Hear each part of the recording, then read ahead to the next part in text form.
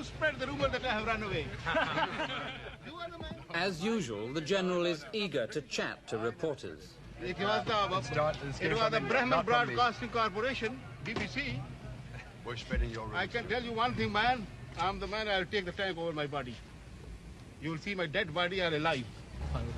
How close would you say they are to Dhaka now, General? Why should I tell you? They say they're going to be here very early next week, General. Let them be. I am ready. Quicker the better.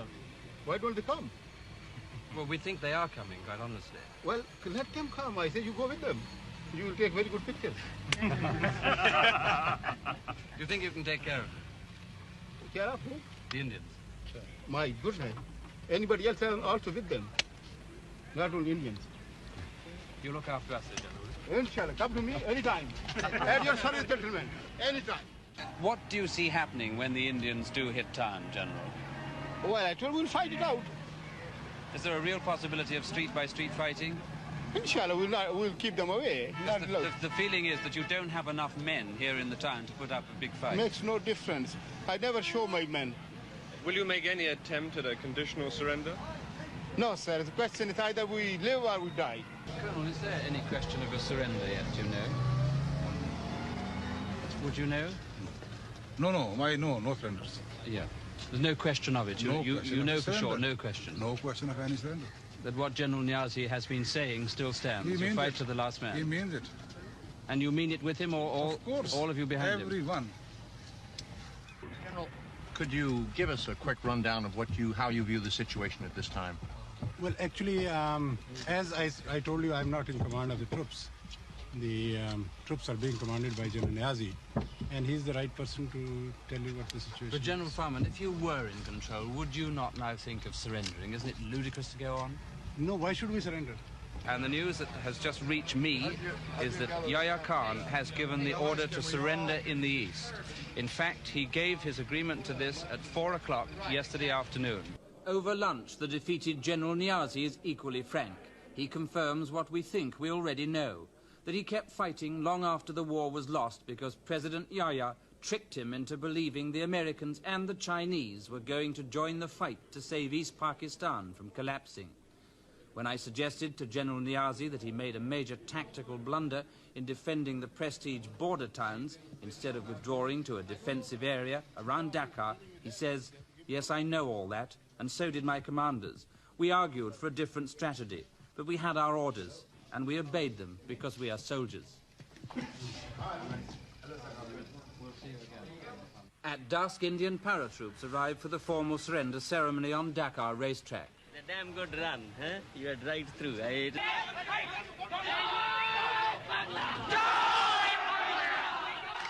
Unofficially, the birth of the new nation is proclaimed when the Bangladesh flag is raised over the radio station.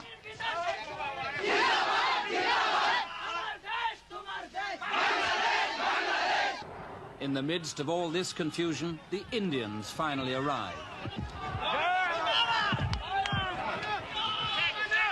Were there moments where they did really put up a fight to the death?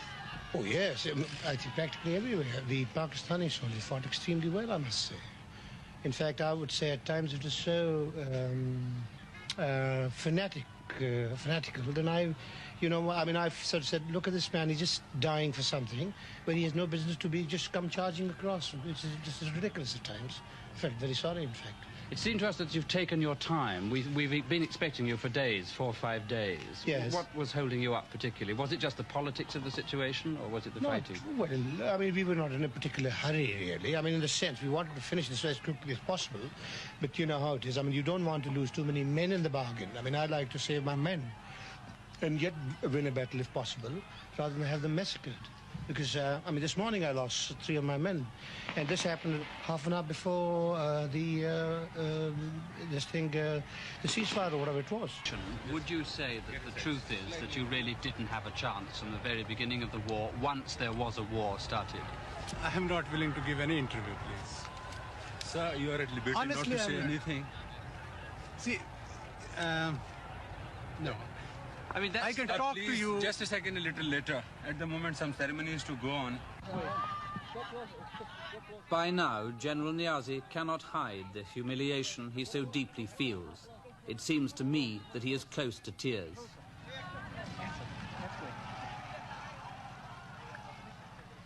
And suddenly, we all feel desperately sorry for the once blustering general.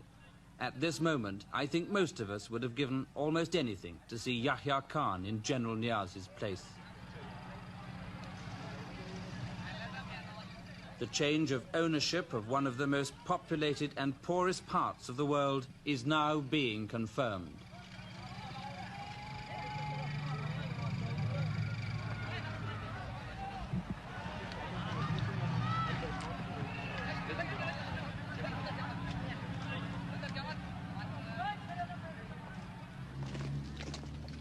What the defeated Pakistani army leaves behind it is a legacy of bitterness and hatred.